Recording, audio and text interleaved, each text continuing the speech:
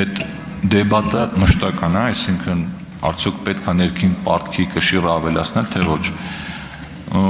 Մշտական քննադատությունը այն է, որ մեզ մոտ ներքին պարտքը, այսինքն ոչ թե մեզ մոտ, այլ ընդհանրապես որպես կանոն մեր նման երկրներում ներքին պարտքը ավելի թանկ է։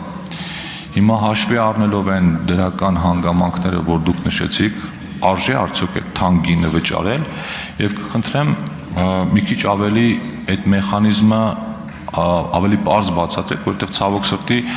մեր հասարակությունը ֆինանսական գրագիտության առումով այդքան լիարժեք գիտելիքներ չունի, որ հասկանա օրինակ ներքին պարտքի սպասարկման գումարները ինչպես են մտնում տնտեսության մեջ։ Այսինքն եթե դուք նշում եք այն հանգամանքը, որ պետությունը տոկոսավճար է վճարում բանկերին,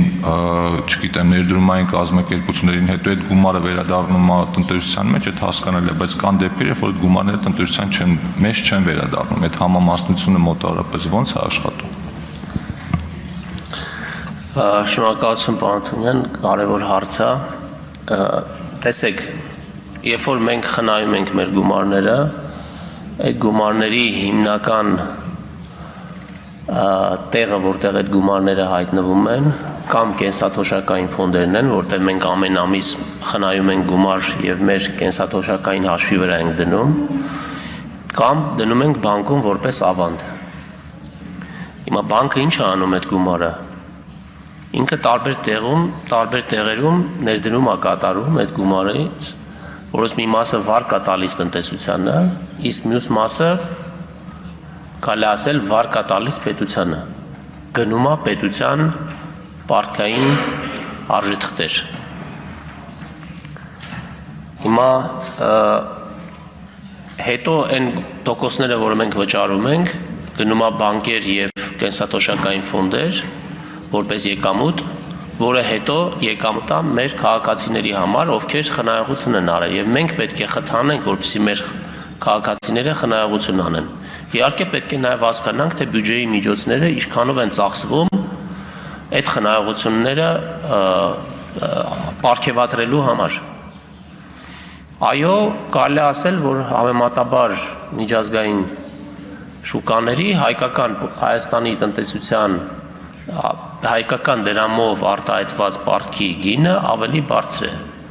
Եվ դա ունի իր պատճառներ, որովհետև մեր շուկան մեծ չի, խաղացողները շատ չեն, փողը շատ չի, ինչքան շատ չի փողը, այնքան այդ փողի գինը բարձր է։ Եվ մեր խնդիրը պետքա լինի նոր խաղացողներ բերել Հայաստան, ինչը արդեն արել ենք, անում ենք եւ այս ուղղությամբ դրական զարգացումներ կան, այսինքն օտարերկրյա ներդրողները Հայաստանի Հանրապետությունում դրամով պարտք են վերցնում, պարտք են գնում։ Եվ սրանով պահանջարկը մեր թղթերի նկատմամբ գնալով բարձրանում է։ Մենք պետք է ուղղակի ապագա անելիքների տեսանկյունից գնահատենք շուկայի կլանունակությունը եւ այդ չափով պարտք թողարկենք, պարտքի ընդհանուր ծավալը աճը զսպենք